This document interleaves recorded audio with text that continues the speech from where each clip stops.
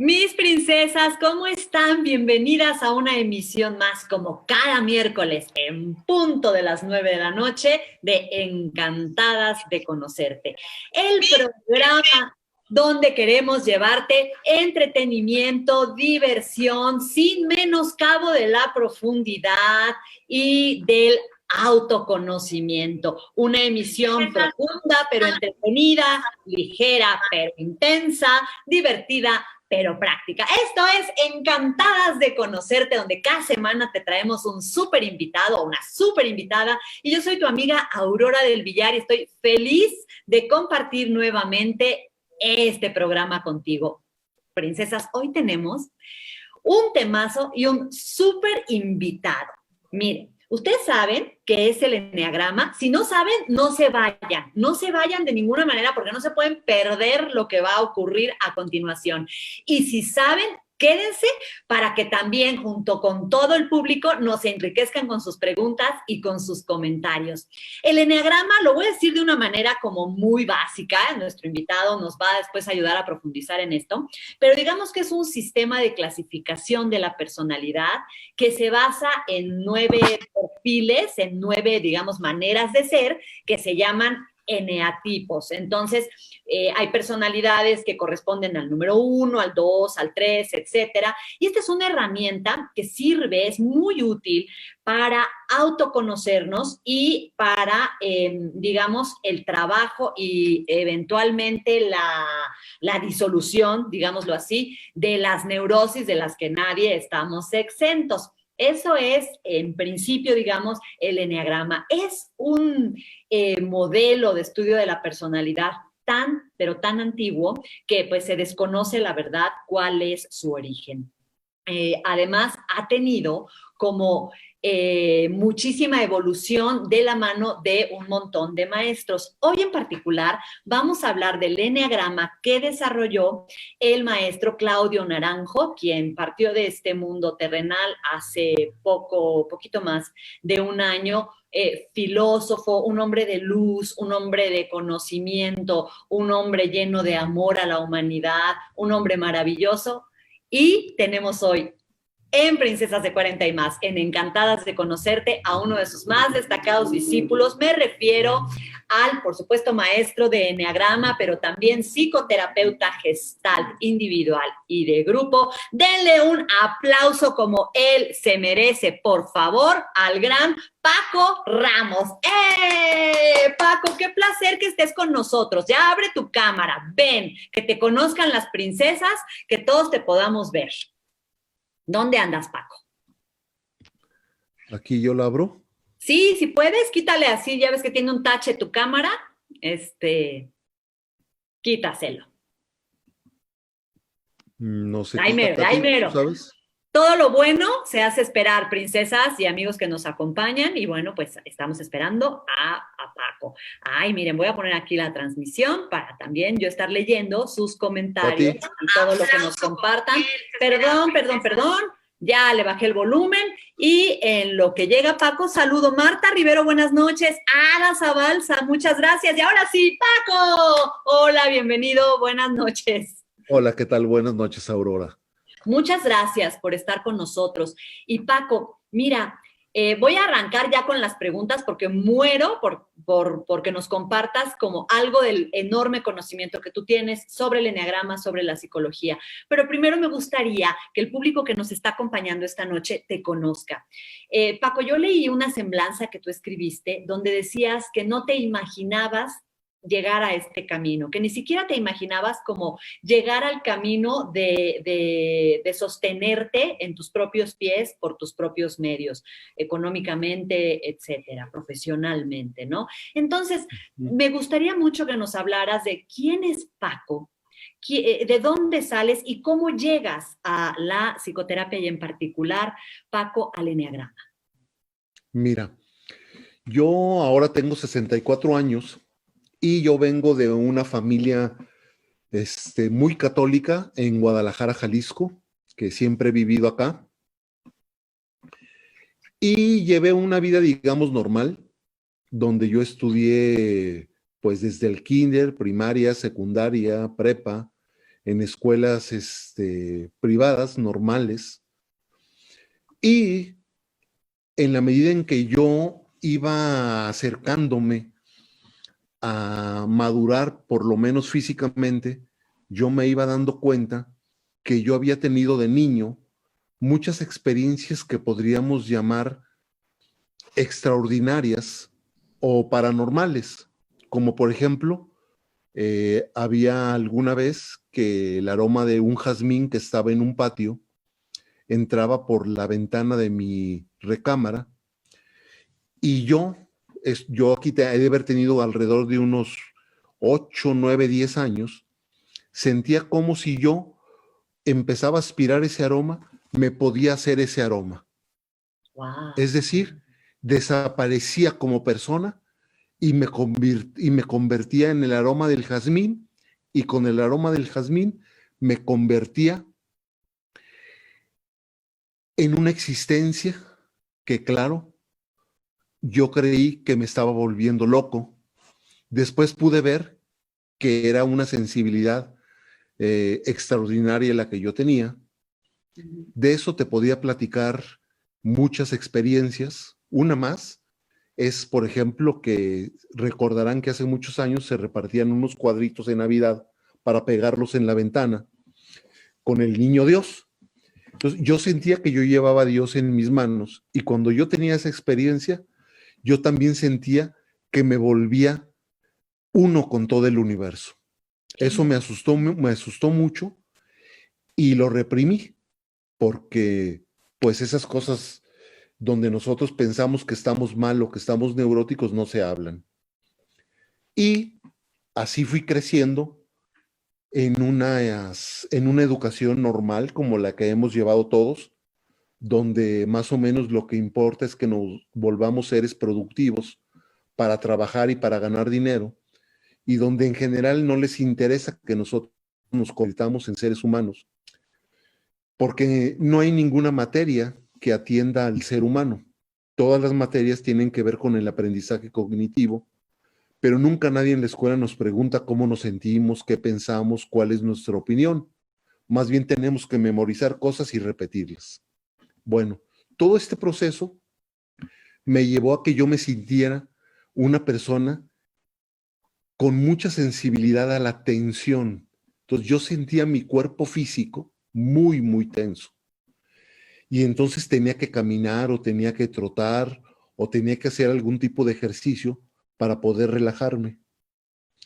Como no me podía relajar, porque yo en ese momento creí que era una tensión física, empecé a buscar en la psicología si había otras formas de donde pudiera originarse el estrés, lo que ahora llamamos el estrés.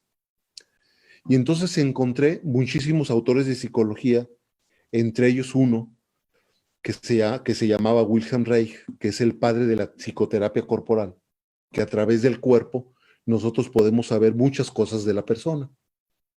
Sí, Porque además de que... las princesas, déjame decirte, Paco, no son ajenas a Wilhelm Reich y a la terapia psicocorporal, porque hemos hablado mucho de los 5, de la caracterología que Sí. propone Alexander Lowen, las 5 heridas, y pues por supuesto todo eso viene desde Reich. Entonces, bueno, nos cuentas de Qué algo bien. Bueno, que sí conocemos y que llegó a ti como una herramienta para liberar tus tensiones. Adelante, Paco. sí. Entonces yo empecé a leer mucho sobre Reich y empecé a entender que el estrés verdadero no viene del trabajo que tenemos ni de lo que hacemos en la vida cotidiana, aunque sí un poco, pero que la mayor y el origen del estrés tiene que ver con el funcionamiento psicoespiritual que las personas hacemos de nuestra energía interior. Wow. Y entonces, algún día, en la universidad en la que yo estaba, vi que había un curso sobre el Wilhelm Reich totalmente práctico, que no era de leer. Y me metí a ese curso y entonces empecé a profundizar en este asunto del estrés, y empezaba yo a ver cómo claramente el estrés tenía que ver con lo que ahora en psicología llamamos la neurosis que cada quien tenemos, que en realidad también le podía yo llamar como el desequilibrio fundamental energético amoroso, cognitivo y espiritual que todos los seres humanos tenemos, porque todos somos imperfectos, entonces todos traemos un desequilibrio. Cuando yo ya me sentía muy tenso, me encontré a uno de mis primeros maestros, que luego seguí estudiando con él 15 años y que se llamaba, porque él ya murió, se llamaba Guillermo Borja, que para los que les interese tiene un libro que se llama La locura, locura. La locura, locura es uno de los mejores libros que un psicoterapeuta humanista mexicano sobre todo puede leer. También en esta misma pantalla lo he recomendado un montón de veces y no sabes, tengo que confesarte desde mi ala 4, la envidia que me dio cuando supe que fuiste discípulo de Guillermo Borja. Es una persona que me hubiera encantado conocer, un psicoterapeuta fenomenal que trascendió como su propia persona psicoterapéutica y dejó un legado maravilloso que llega hasta mí, que nunca lo pude ni siquiera conocer, ¿no? A través de sus discípulos. Te lo confieso, me dio mucha envidia. Sí, mira, a él, cuando yo estaba en esa universidad y estudiando mis especialidades, porque hice varias en terapia psicocorporal, alguna vez yo iba llegando a la universidad y unos amigos iban saliendo con él en el automóvil. Y me dijeron que si lo quería acompañar porque no se había juntado quórum para una conferencia que él iba a dar ahí en la universidad, e iban a otra universidad. Y yo siempre he sido una persona muy bien portada y muy rígida. Y en mi vida, yo ahí he de haber tenido unos 20 años aproximadamente, nunca me había hecho la pinta ni una hora de la escuela. Y esa vez me subí al automóvil y me hice la pinta. Y así me encontré con Guillermo Borja, que a su vez él era alumno de Claudio Naranjo. Entonces, ¿cómo llegué yo a este asunto?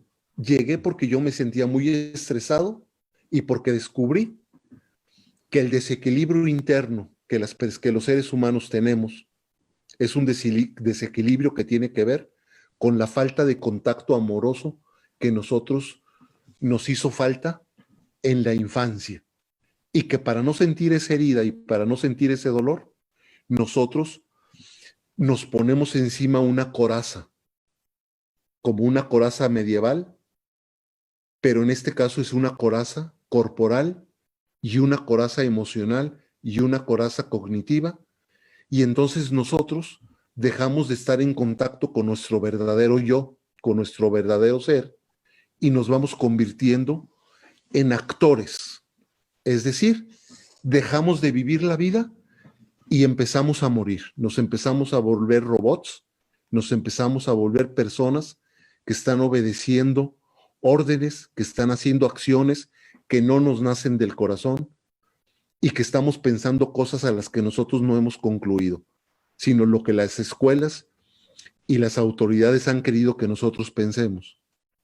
Y entonces, en la medida en que nos vamos convirtiendo en un robot, en un zombie, y vamos dejando de tener contacto con nuestro verdadero ser profundo, con nuestro verdadero yo, nosotros nos vamos volviendo como Walking Dead, nos vamos volviendo personas que estamos totalmente robotizadas y que al volvernos una persona que no somos, es decir, nos volvemos actores porque estamos haciendo una actuación.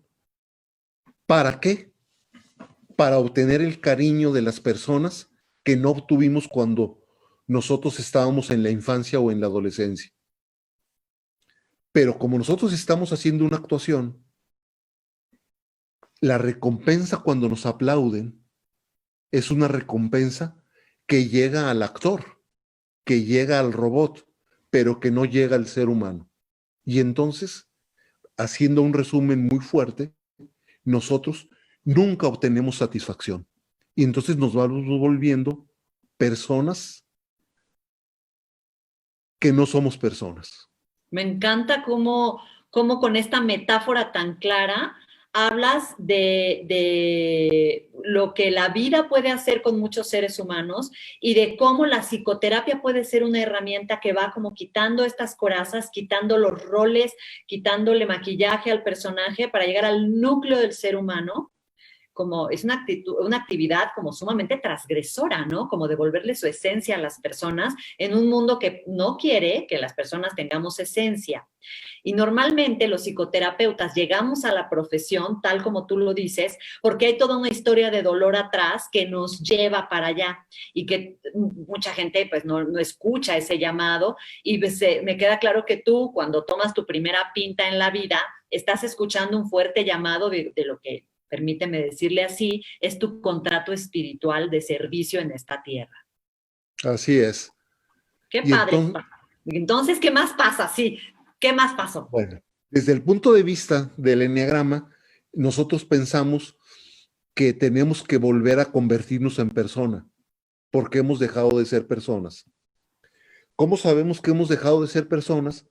Porque, por ejemplo, las mamás o los papás se darán cuenta que no tratan a los hijos como ellos quieren. Los quisieran tratar mejor, pero como están actuando desde el actor y desde la herida que traen que no han resuelto, los maltratan, los regañan, les gritan, no los tratan como seres humanos.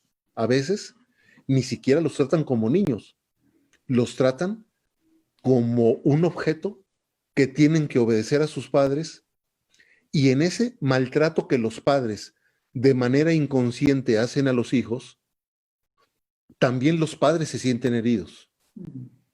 Y entonces generamos oleadas y mares de sufrimiento porque no nos tratamos como seres humanos, porque ya se nos olvidó cómo ser seres humanos. Entonces, desde el punto de vista del eneagrama, decimos que tenemos 9 formas de no ser. El eneagrama estudia lo que no es el ser humano. Ese es su objetivo primordial. ¿Por qué? Wow. Porque el ser humano no es un robot, porque el ser humano no es una persona que no tiene corazón, porque el ser humano no es una persona que se ha olvidado de sí misma. Y entonces, nosotros que hemos estudiado el eneagrama por tantos años, decimos que la hipótesis fundamental es que el eneagrama estudia lo que no es un ser humano. Es decir, el eneagrama estudia lo que es el carácter. Y el carácter o la personalidad en general es una reacción que hizo aquel niño o aquella niña cuando todavía era sensible y que se convirtió en un actor y en una actriz, que eso es lo que es el carácter, una falsa personalidad, para no sentir el dolor de la herida primordial. Y entonces, esa falsa personalidad es con la que todos estamos, entre comillas, viviendo, pero en realidad, en la medida en que no nos damos cuenta que estamos viviendo en la falsa personalidad, no nos damos cuenta que somos robots o que somos Walking Dead o que somos seres que estamos muertos. ¿Por qué estamos muertos? Me encanta escucharte porque además hablas con un amor que hace perfecta resonancia con esta gran sensibilidad que nos hablabas, tienes desde pequeño. Paco, yo sé que el eneagrama es una materia pues de estudio de vida y pedirte que en unos cuantos minutos nos hables de él, no lo vivas como una falta de respeto, más bien como una invitación a que, así como en una pincelada que necesariamente va a tener que ser muy sutil, pero interesantísima, nos cuentes entonces cómo son estas 9 personalidades, estos 9 eneatipos, estas 9 maneras de no ser. Claro, ahí van. Venga. Y retomo donde me quedé. Como nosotros estamos viviendo muertos, es decir, estamos muertos, no tenemos ya una sensibilidad, porque la sensibilidad se quedó cuando éramos niños. Y por eso ahora los adultos tenemos el mundo como está, porque no tenemos una sensibilidad. Entonces, el eneagrama dice que tenemos 9 formas de estar muertos, o 9 formas de no existir, o 9 formas de ser neuróticos. El primero, y que es de donde se desprenden todos los demás, se llama la pereza, que es un pecado capital. La pereza es el olvido de sí mismo. Es decir, es una persona que no puede soportar la vida y se anestesió totalmente. ¿Por qué se anestesió? Porque sus papás no le hicieron absolutamente nada de caso y entonces el 9 se convirtió en la mamá de su mamá. Y para ¿El no 9? sentir el 9, que El es la 9. pereza. Ok, digamos que vamos a empezar desde el número 9, desde el Es que carácter. en el 9, del Ah, 9 se desprende todo el eneagrama. ok, Ese es el princesas y origen. amigos, príncipes, saquen su cuaderno y tomen nota. Esto es complejo y fascinante. Entonces, los 9 son personas con carita de niño Gerber y generalmente son gorditas y generalmente no quieren saber de lo que está pasando en el mundo. Les da flojera sentir. Y Ok. entonces se acomodan y se adaptan a lo que tú digas. Se someten. No, se quedan totalmente anestesiados y no tienen ningún interés en vivir. Por eso se llama el olvido de sí mismo. Y el olvido de sí mismo es un olvido psicoespiritual. Es decir, pierden contacto con la existencia de esta vida y al mismo tiempo pierden contacto con su espiritualidad y con el ser. Ya. Y entonces ni sienten que existen a nivel espiritual, ni sienten que existen a nivel psicológico. Eso es Entonces como son vivir en un personas, limbo, ¿no? Como vivir en el limbo. sí, son personas que viven en un limbo totalmente anestesiadas. Así como alguna vez seguramente les han anestesiado alguna muela o una parte del cuerpo para coserte, ellos así viven en su espíritu y en su cuerpo físico. No sienten nada Mm. y no tienen capacidad de insight, porque Ok. son personas que, hablando simbólicamente, todavía no salen del útero de su mamá, se quedaron fetos. Entonces son personas que nunca maduran y por eso son sobreprotectores. Son como la mamá del eneagrama, pero en sobreprotección. Y ustedes saben que siempre que alguien te sobreprotege, no te permite florecer y no te permite vivir, y es una violencia la sobreprotección. Entonces, de ahí se desprende el eneagrama. Cuando un perezoso, cuando el olvido de sí mismo no alcanzó a quedarse en ese gran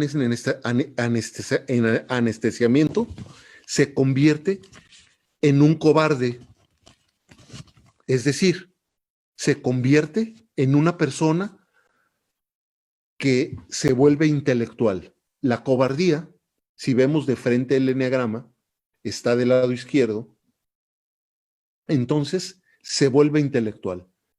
La cobardía es el miedo a tener miedo. Son personas que sienten mucho miedo de tener miedo, de sentir el miedo, porque el miedo es natural sentirlo, porque el miedo nos protege de muchos peligros. Si se va a caer una barda y yo siento miedo, pues me hago a un lado. Pero los cobardes son personas que no quieren sentir el miedo. Entonces son personas que se la pasan pensando. Ellos piensan que existen, ellos piensan que sienten, pero ellos viven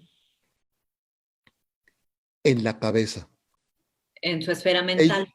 Ujú. en la esfera mental. Ellos creen que existir es pensar. Por eso si tú has tenido un papá 6, porque México es un país 6, y la mayoría de hombres en México pertenecemos a la esfera intelectual, tú podrás ver que le dices, por ejemplo, oye papá, quiero que me lleves al fútbol. Y el papá contesta, ya se nos hizo tarde. No tienen una capacidad de empatía de estar con los hijos. Ellos solamente están pensando y lo peor que le puede pasar a un 6 es equivocarse. Entonces se la pasan peleando, se la pasan planeando y especulando. Y nunca llevan a hacer acciones en el mundo. Y si las hacen con mucho miedo y siempre están con mucha angustia. Ok. Ese sería en breve el 6. Cuando el 6 alcanza a llegar y, y no se queda en el centro cognitivo, se vuelve emocional. El 3 es el emocional, que es la pasión de la apariencia. Es decir, son personas que se quedan y le dan culto a la forma, a la apariencia. Se llama la virtud de ser superficiales. Son personas que se identifican con el cuerpo, con lo que es banal, con lo que es safio, con la imagen. Entonces, tenemos que el 9 es una forma de anestesiamiento, el 6 es otra forma de anestesiamiento y el 3 es otra forma de anestesiamiento. No más que cada Totalmente. uno lo vive en una esfera diferente. El 9 lo vive totalmente anestesiado en el instinto, el 6 lo vive en la parte mental, cognitiva, y el 3 lo vive en la parte de la apariencia. En el cascarón. No solamente en el cascarón, sino toda la persona se vuelve falsa, totalmente falsa. Los 13, que es la pasión de la vanidad, generalmente no quieren que las emociones se les noten. Siempre están controlando el mundo emocional. Siempre. Por ejemplo, si están enojadas con el marido, no se lo dicen. Ponen una sonrisita. Ahorita en un grupo que tenía de enneagrama dijeron que son como paletas payaso, que están rígidas con el palo adentro, pero siempre con la sonrisa en la cara. Son personas que siempre quieren ganarse el afecto de las personas siendo útiles, haciendo cosas. ¿Qué pasó en la infancia de una persona vanidosa? Y lo digo en femenino, aunque también hay muchos hombres vanidosos, que no los vieron. Entonces, como no los vieron, ahora viven vistiéndose de luces como un torero. Para que los Entonces, vean. para que los vean. Se hacen un cuerpo, se ponen silicón o no se lo ponen, se meten al gimnasio, se visten con ropa de marca, se visten con colores vivos, porque quieren que la gente los vea, porque se conforman con que los vean, porque sus papás nunca los vieron. El 6, ¿por qué se hizo 6? ¿Y por qué duda? Porque vivió en un ambiente ambivalente donde nunca se tomaba una decisión. Y el 9 vivía en un ambiente intrauterino porque sus papás ni siquiera le hicieron caso. Del 9 se desprenden el 1, que es la ira, y el 8, que es la lujuria. Los 3 son instintivos. Si tienen un esquema del enneagrama, están arriba. Entonces, el 1 es la ira. Los iracundos son personas, los iracundos, igual que los lujuriosos, que es el 8, son personas que no tuvieron infancia, que no tuvieron niñez. Tuvieron que hacer algo muy fuerte, que es cortar la infancia, y se volvieron adultos de pronto. Entonces son personas, el 1, que están muy resentidos y que son muy violentos. Lutero es una muestra de ellos. Jacobo Zabludowski era un 1. Son personas que hablan con mucha propiedad, que usan el lenguaje de manera muy adecuada, pero siempre te están cortando la cabeza y te están hiriendo. Okay. Son personas que no pueden jugar, ni con sus hijos. Qué doloroso. Y son como los tensores esos que detienen los postes. Son muy corriosos, generalmente son delgaditos, son muy, muy, muy, muy fuertes, ¿no? Lutero es un 1, que inclusive pues hizo su propia religión para que a él sí lo obedezcan. Son personas que ponen el dedo así para que te dicen qué hacer. Okay. El 8 es la parte opuesta del 1. El 1 es muy frenado y el 8 digamos que es la bestia del eneagrama. Stalin, Fidel Castro, el Indio Fernández, la Doña, para que tengan una idea de personajes, ¿no? Bueno, ellos son personas que los trataron como si fueran sátrapas, como los trataron muy mal en la infancia.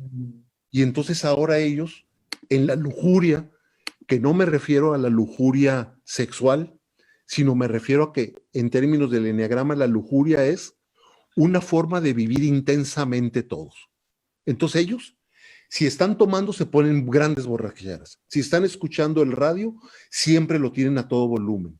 Son personas muy ruidosas, que hablan muy fuerte y que dicen y hacen, y entonces dicen y mandan y a ver para acá, y entonces fusílenlo, después viriguan. Pancho Villa era un 8, ¿no? Ok.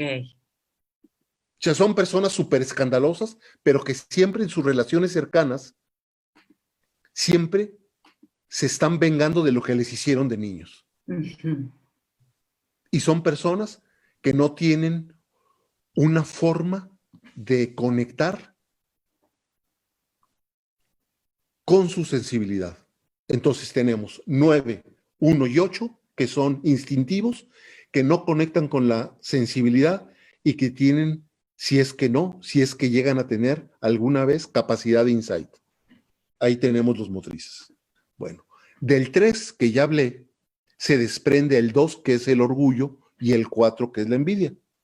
El 2 son personas que, a ver, Tatiana, Verónica Castro, de los personajes públicos, Isadora Duncan es una 2, les gusta mucho, a ver, el 2 fundamentalmente es una persona que se siente sobrada de sí misma.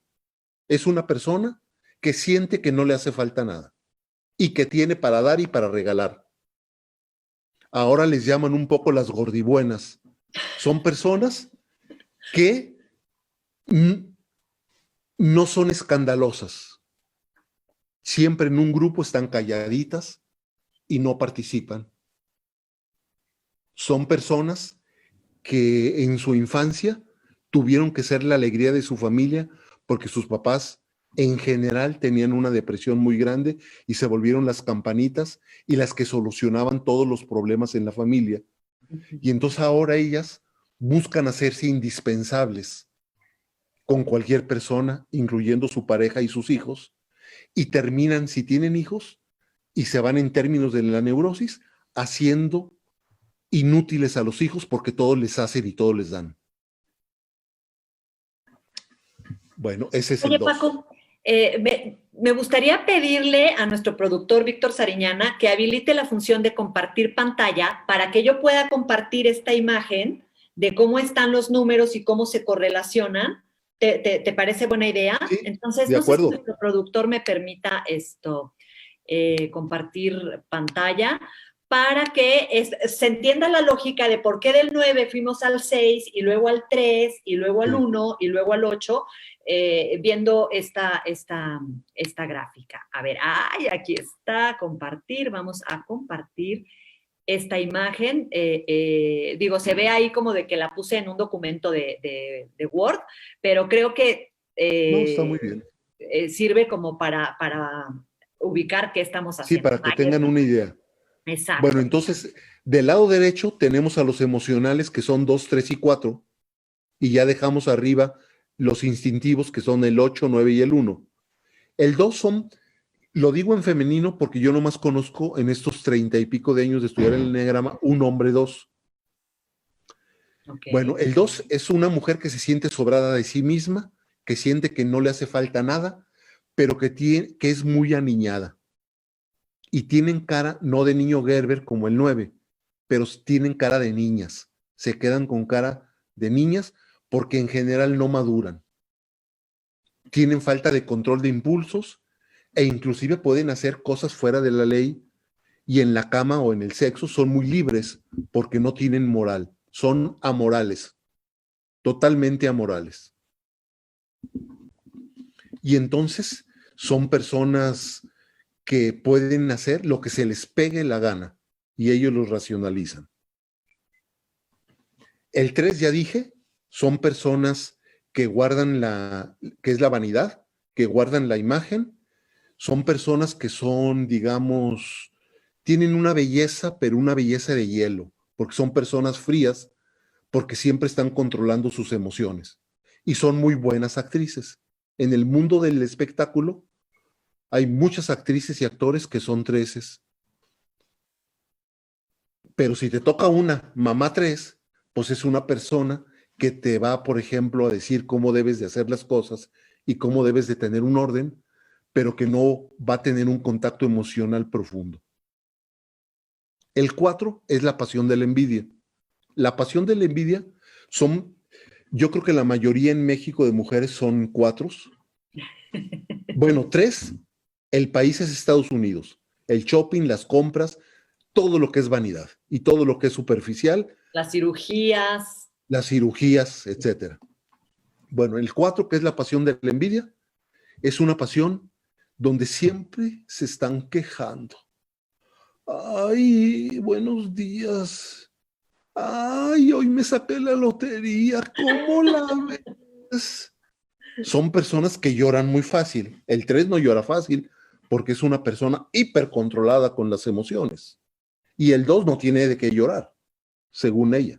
Entonces el 4 llora mucho. Y llora porque tienen una capacidad de sensibilidad muy profunda. Aquí en el mundo de las escritoras y de los escritores hay muchos 4. En los pintores también hay muchos 4. Son personas que vivieron una infancia donde se sintieron rechazadas. Entonces siempre se sienten insuficientes. Y siempre están envidiando el marido de la otra, el carro de la otra, los trapos de la otra, los zapatos de la amiga, la casa de la comadre, porque nunca pueden valorarse como seres humanos. Son personas que se sienten muy devaloradas, a diferencia del 2, que se siente muy valorado. El 3 Paco, también se siente muy, muy devalorado. Paco, nos faltan obviamente el 5 y el 7, pero quiero invitar al público que nos está acompañando, porque vamos a abrir un espacio, si está bien para ti, de preguntas y Sí, respuestas. de Entonces, a que acuerdo. vayan poniendo aquí en el chat las preguntas para que después las abordemos o, en su defecto, las dudas, aunque claro, esto es una explicación como les anuncié desde el principio, pues como muy básica. Si quieren profundizar, después Paco nos va a dar sus datos, tiene grupos, se dedica a la enseñanza de esta herramienta, pero por ahora que nos vayan escribiendo sus preguntas, sus dudas, en lo que nos vas contando del 5, del 7. Claro. Entonces ya dije, el 6 son las personas que se quedaron anestesiadas y se fueron a vivir a la cabeza y piensan que pensar es existir y sentir. Entonces, todos los intelectuales piensan que sienten. Igual que los emocionales, que es 2, 3 y 4, sienten que piensan. Pero ninguno de los dos puede hacer eso porque, como ya dije, el carácter es una forma de no existir, de no ser. Y entonces estamos viviendo no la vida, sino una pseudo vida. Es como cuando Lázaro le aventaba una gotita de agua al rico Abulón al infierno y él se conformaba con esa agua que le llegaba al infierno. Así nosotros estamos viviendo una vida que creemos que es la vida, pero en realidad estamos sobreviviendo y no tenemos ni la más mínima idea de qué es vivir. Bueno, el 6 se va a vivir a la cabeza. El 5, Einstein, Buda, Hermann Hesse, el lobo estepario, Kafka, el que descubrió la metamorfosis, Claudio Naranjo, bueno, son los que me vienen, para que tengan una idea de los personajes. Son personas que se van a vivir en un mundo muy abstracto, como Einstein, como Claudio Naranjo, y hacen grandes síntesis de la sabiduría del eneagrama y de la vida, pero no pueden contactar con las personas. ¿Por qué? Porque vivieron una infancia donde sintieron que recibieron muy poquito y entonces no quieren perder eso poquito que ellos recibieron. Ese es el sentido de la avaricia. no es alguien que acumula, sino es alguien que no quiere perder lo poquito que tiene de existencia y entonces se va y se encierra en una cueva y se retira del mundo. Todos los 5 hemos tenido mucha dificultad de tener relaciones personales. No sabemos cómo relacionarlos con las personas. Cuando yo tenía como 23 años, fui y me compré el libro de Cómo ganar amigos, porque no sabía cómo tener amigos. Y yo creía que leyendo iba a aprender cómo tener amigos, pero no sabía que estaba totalmente desconectado de mi corazón, de mi alma, de mi cuerpo y de todo mi ser. Y entonces yo me dedicaba a leer, para dar ejemplo de un 5, ¿no? A Claudio Naranjo le fue peor, por eso él llegó más alto.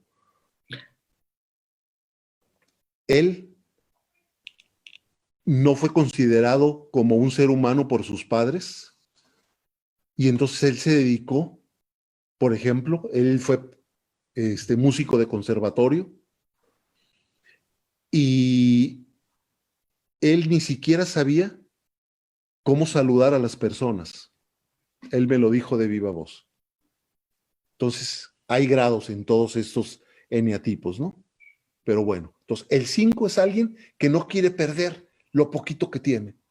Entonces se va y se mete a una cueva y se queda aislado del mundo y no hace relaciones personales.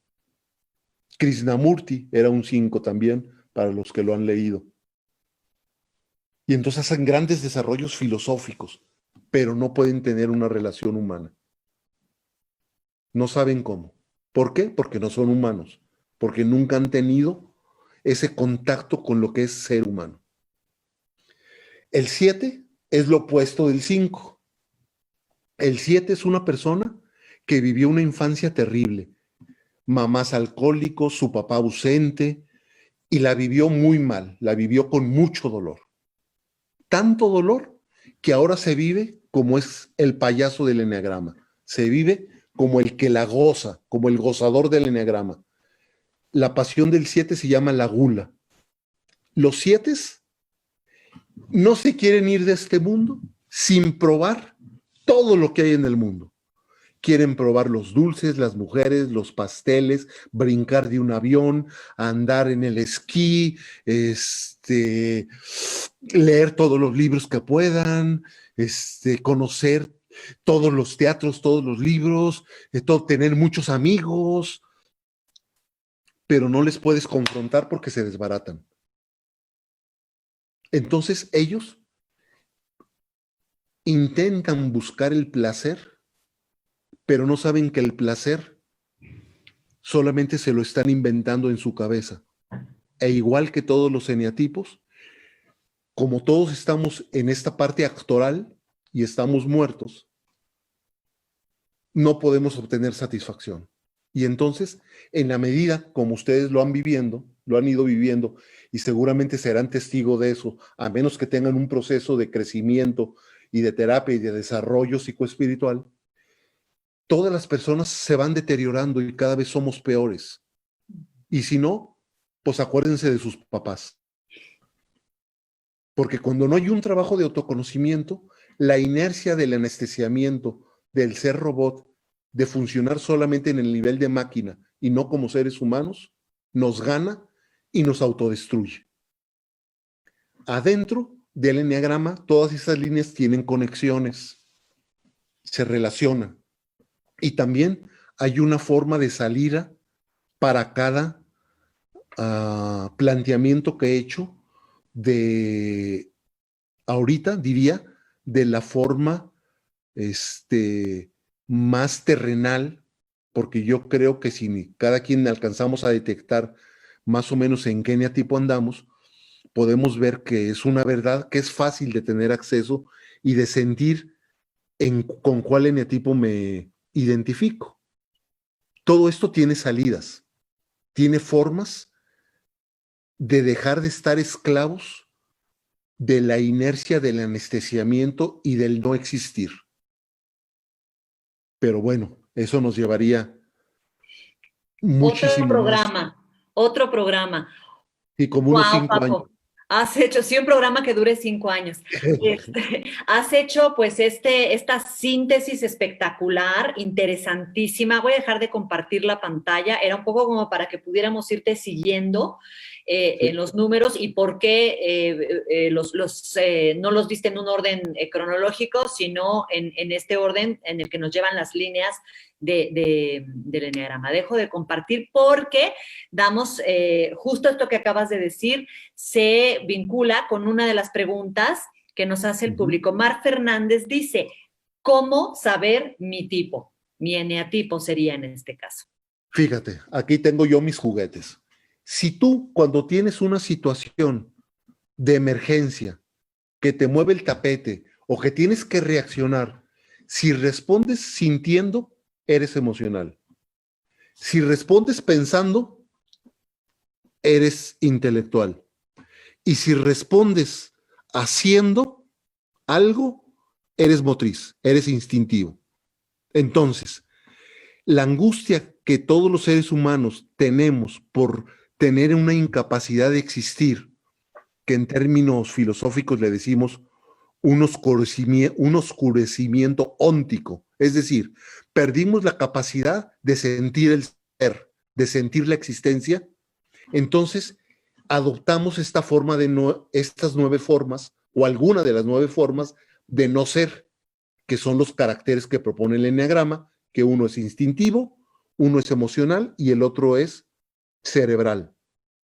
Entonces, si tú ahorita, alguna de las princesas dice, por ejemplo, cuando estaba teniendo un hijo, o cuando tuvo un accidente, o cuando el novio se le declaró, o cuando tú te le declaraste al novio, o cuando alguien te celebró un cumpleaños, ¿cómo reaccionaste? ¿Sintiendo? ¿Pensando? El que piensa siempre reacciona muy frío.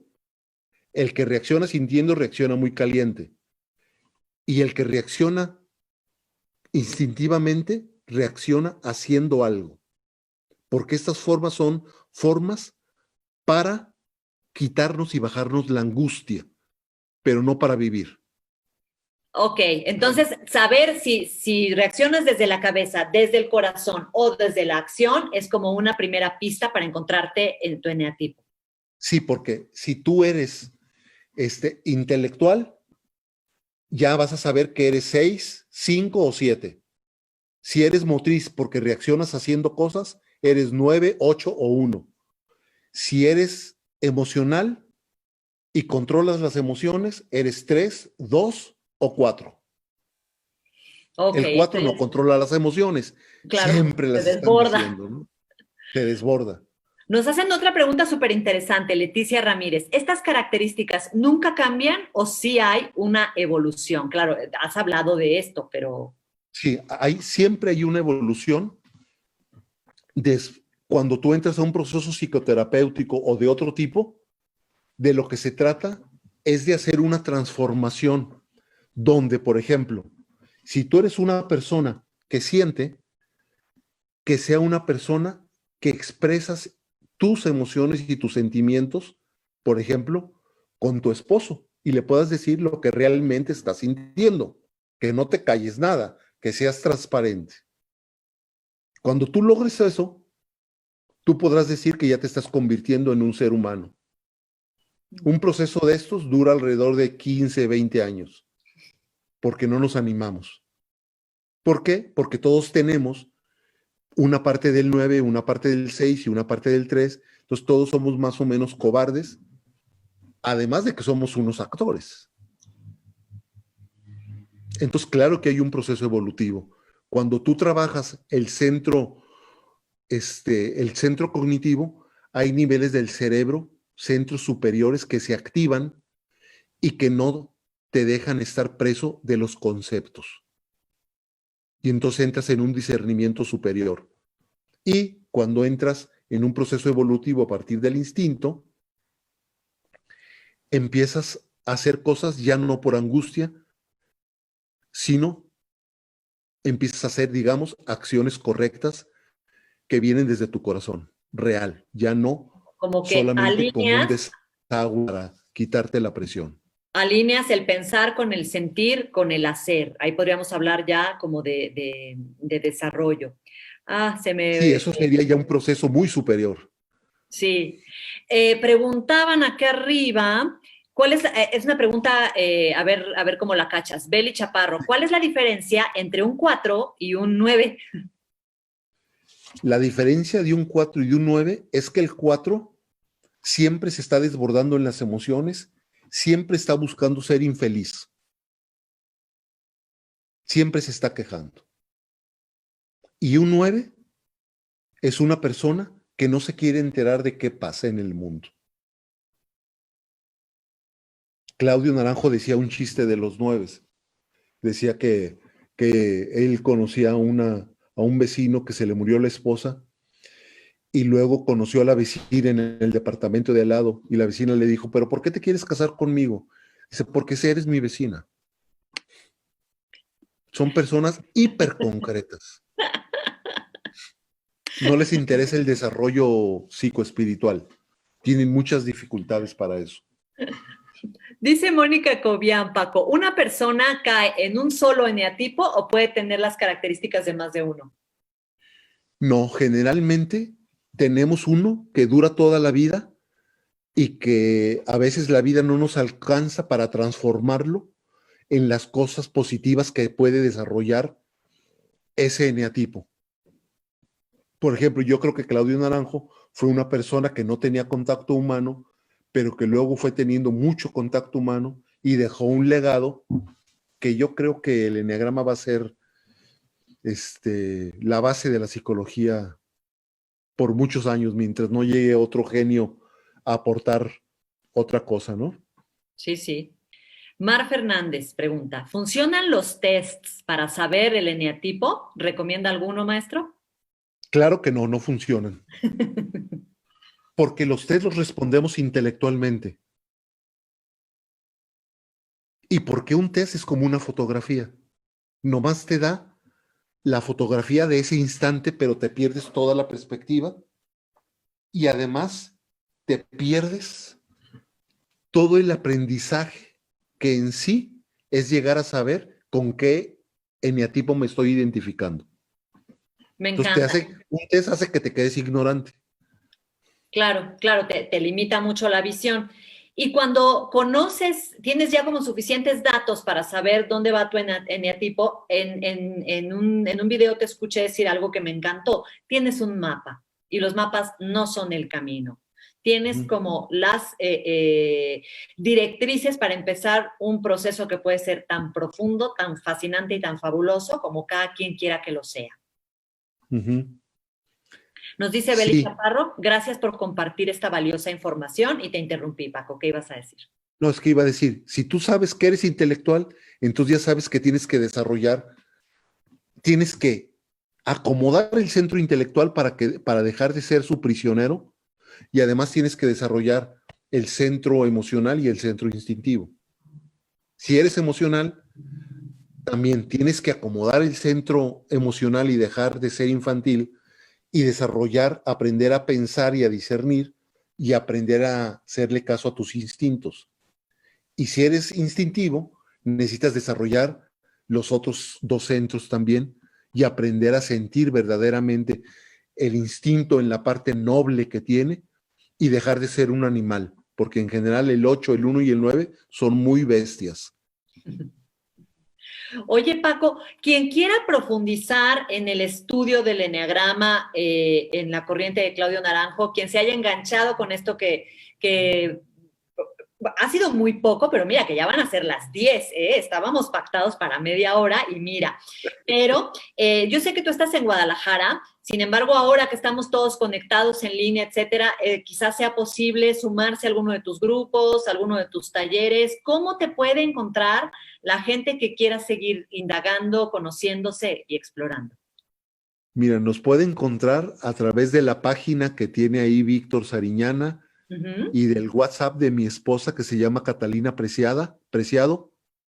Por ahí nos pueden contactar. Aquí está ya, sí. Igual, si alguien quiere escribir a mi correo, contesto todos los correos. Mi correo es Paco, R-A, un número 5, @yahoo.com. Paco RA5 con número @yahoo.com. Perfecto, perfecto. Bueno, siguen llegando preguntas. Ya Katy puso tu correo, también Víctor desde la Por mí nos producción. quedamos hasta las 12 de la noche, ¿eh?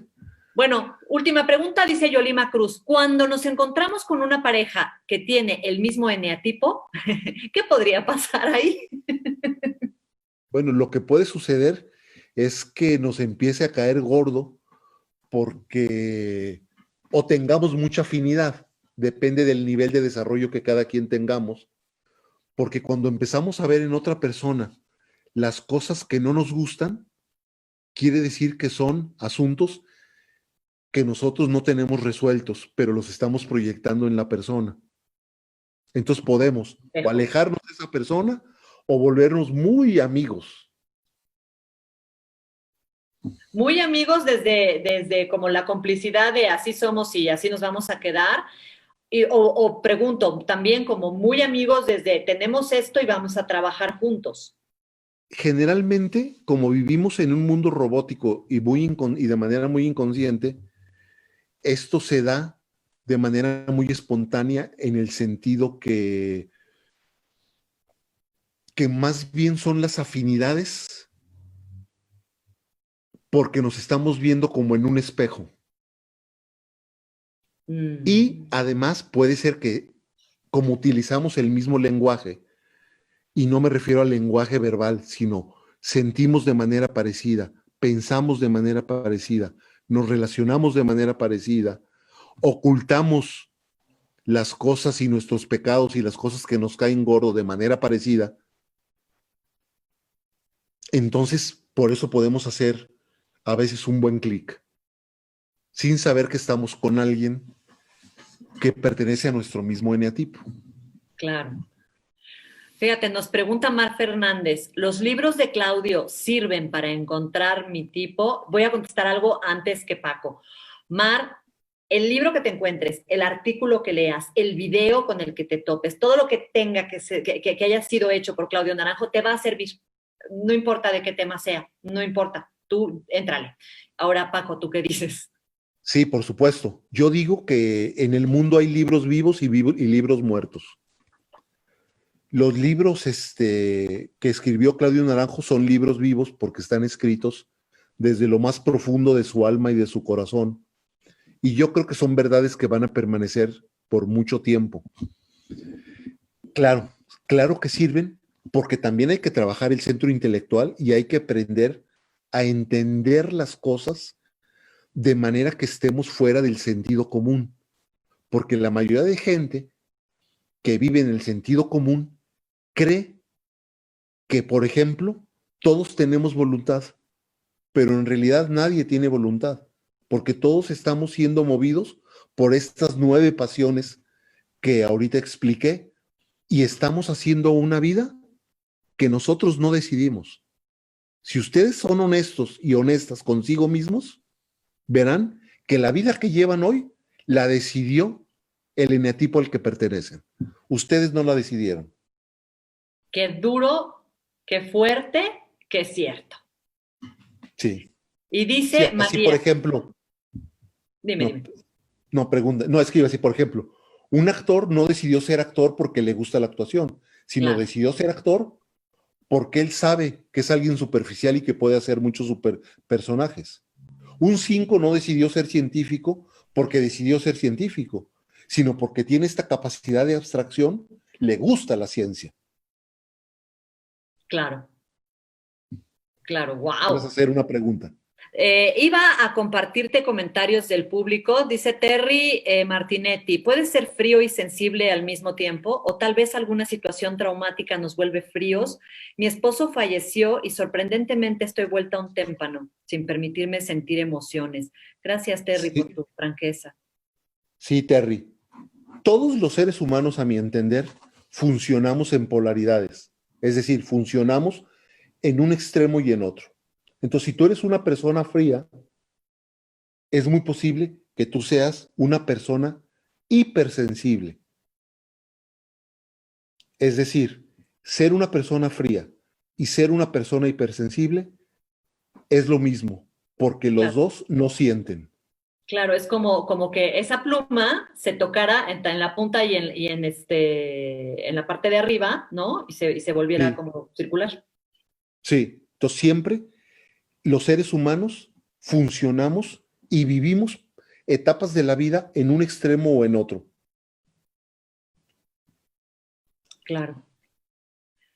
Nos dice María Virginia Cis, maestrazo. Estoy 1000% de acuerdo. Tenemos muchos comentarios muy elogiosos. Ana Michelle González, soy 9 en proceso de desarrollo, saliendo de mi zona de confort. Gracias por tus conocimientos. Y yo creo que con estos mensajes de agradecimiento y de reconocimiento a tu sabiduría y a la claridad con la que hoy nos has podido compartir un poco sobre el eneagrama.